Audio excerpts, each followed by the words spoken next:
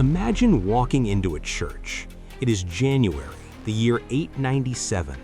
You are standing inside Rome's Basilica of St. John Lateran, but instead of the sweet scent of incense, the air is thick with the smell of rot.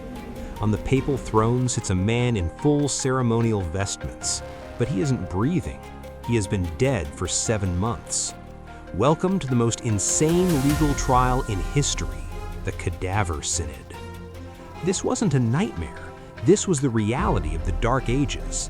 The man shouting from the judge's bench is the current Pope, Stephen VI. The defendant, propped up on the throne, is the decomposing corpse of his predecessor, Pope Formosus. Why drag a rotting body out of the grave to stand trial? Because in 9th century Rome, politics was a blood sport that didn't end at death. The city was torn apart by rival factions, and Stephen VI needed to destroy Formosus's legacy to legitimize his own shaky claim to power. He decided to charge the corpse with perjury, holding multiple bishoprics illegally, and usurping the papacy itself. The scene that unfolded was a theater of the grotesque.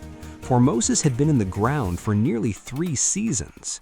To make this trial legally binding, Pope Stephen appointed a lawyer for the dead man. A terrified teenage deacon was forced to stand right next to the rotting body. His job was to answer questions on behalf of the corpse.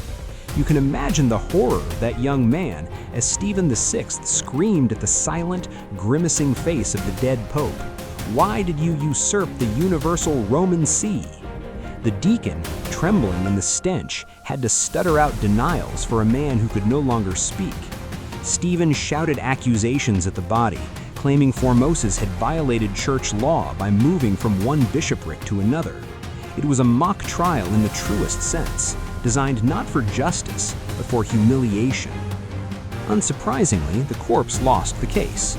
Formosus was declared guilty on all counts, but the verdict was just the beginning of the desecration. Stephen ordered the papal vestments stripped from the body, revealing the hair shirt Formosus had worn in penance. Then, in a moment of symbolic brutality, they took the right hand of the corpse, the hand used to bless the faithful, and hacked off the 3 fingers used for benedictions. The judgment went further than just physical mutilation. Formosus's entire papacy was annulled. Every priest he had ever ordained, and every official act he had passed was retroactively declared void, throwing the church into administrative chaos. Finally, the mutilated body was dragged through the streets, buried in a common foreigner's plot, dug up again, weighted down, and thrown into the Tiber River like common trash. But the people of Rome had a limit, and digging up a dead pope crossed it.